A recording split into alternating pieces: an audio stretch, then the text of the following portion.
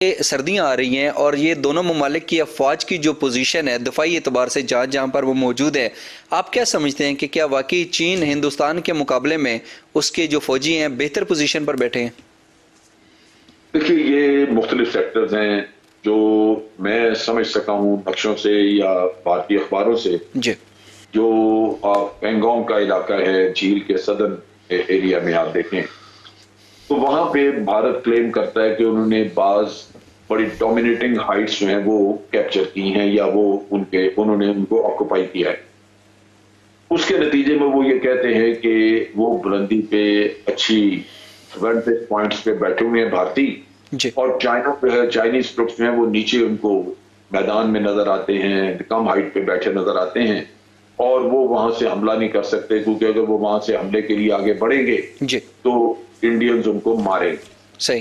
तो यहाँ पे सूरत हाल यूं लगता है कि वो इंडिया के लिए फेवरेबल है सही। और चाइना के लिए फेवरेबल नहीं है, जो हमें इत्तला मिल रही। अब हो सकता है कि ये कोशिश हो कि जहां जहां हालात और situation, position, ground reality India के फेवर में है, वहां इंडिया इसको एक्सप्लॉइट करना चाहे और यहां चाइना का इलाका कैप्चर करे और कैप्चर करके फिर चाइना से ये कहे कि हम आपका इलाका इधर से छोड़ते हैं, आप गलवान वैली से हमारा इलाका छोड़। तो वो कोई सौदेबाजी का किस्सा हो सकता है, वो इंडिया के प्लानर्स के ज़हन में होना चाहिए। जैन साहब, हिंदुस्तान और चीन के दरमियान कशीदगी को कम करने के लिए गोया के फौजी और जो उनकी अस्करी सतह है वहाँ पर मुज़ाकराती अमल जारी है, बातचीत जारी है, लेकिन इसके बावजूद दोनों ममालिक एक दूसरे के खिलाफ सख्त जाहराना बयान देते हुए भी नजर आते हैं। तो ये जो चीन और हिंदुस्तान के दरमियान कशीदगी की मौजूदा सूरत हाल है, इसको मद्देनजर रखते हुए आपकी नज़र में इस कशीदगी का मुमकिन मुस्तकबिल क्या हो सकता है? देखिए, पहली बात तो ये ज़हन में रखिए कि भारत ने अपनी बहुत ज्यादा फौज वहां पे बॉर्डर पे पहुंचाई और धड़ाधड़ पहुंचा रहे, बिल्डअप कर रहे। बिल्कुल सही। और वो इस आड़ में कर रहे, वो कहते हैं कि जी उधर से चाइना कर रहा है लिहाजा हमें भी करना पड़ रहा है, जी। जबकि ऐसा नहीं है। भारत का असल मसला ये है कि ये बहुत सारा बिल्डअप करके तो ये मकाराना तरीके से अचानक चाइना पे हमला करने की ख्वाहिश रखते हैं।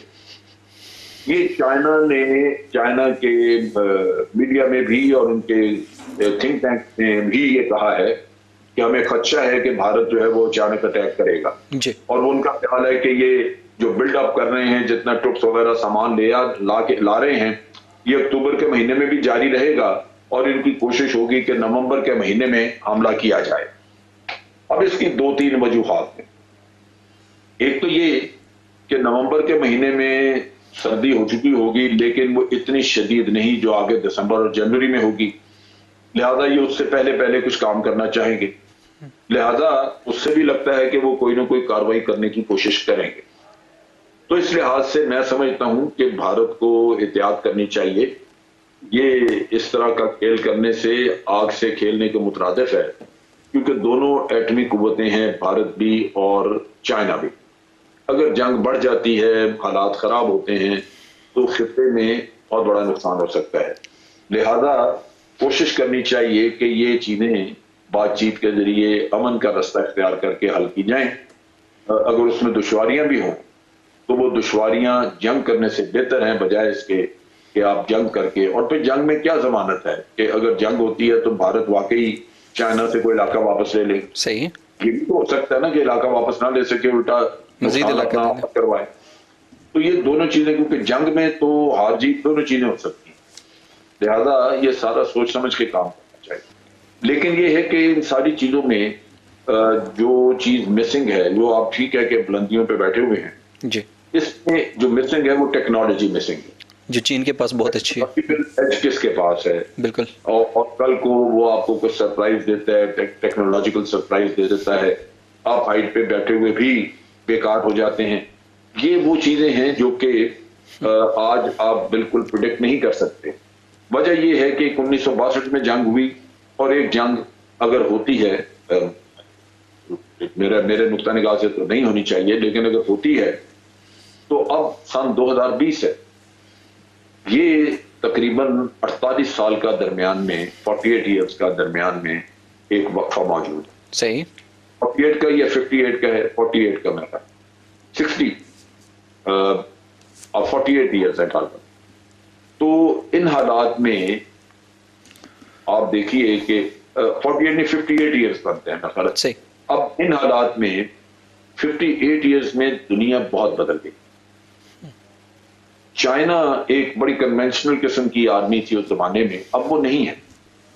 भारत भी नहीं है, भारत ने भी बहुत तरक्की की है, अपने नए वेपन सिस्टम्स हैं, ये पूरी दुनिया में तकरीबन दूसरे नंबर के सबसे ज्यादा हथियार खरीदने वाली कौम है।